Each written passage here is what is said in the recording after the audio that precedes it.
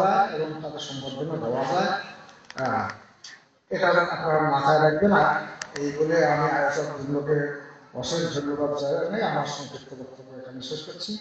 আপনারা সবাই সুস্থ থাকুন, ঈশ্বর আপনাদের মঙ্গল করুন, আপনারা দীর্ঘজীবী হন, সুস্বাস্থ্যের অধিকারী হন, দোয়া করবেন আমাদের জন্য শরীর সুস্থ থাকতে পারি। এই ধন্যবাদ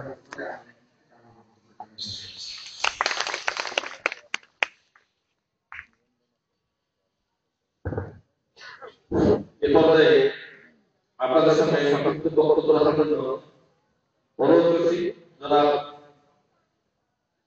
মোহাম্মদ আব্দুল ওয়ারিস স্যার, অবসরপ্রাপ্ত প্রধান শিক্ষক, সোনারহাট উচ্চ বিদ্যালয়।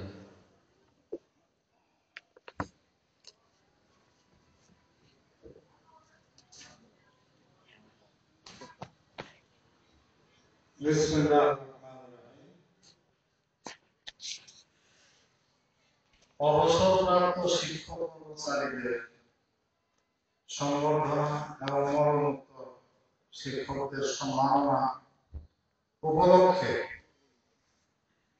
শিক্ষক কর্মচারী কল্যাণ সমিতি কর্তৃক আয়োজিত আজকের এই সভার সম্মানিত সভাপতি এবং এই সমিতির সম্মানিত সেক্রেটারি এবং বাংলাদেশ শিক্ষক সমিতি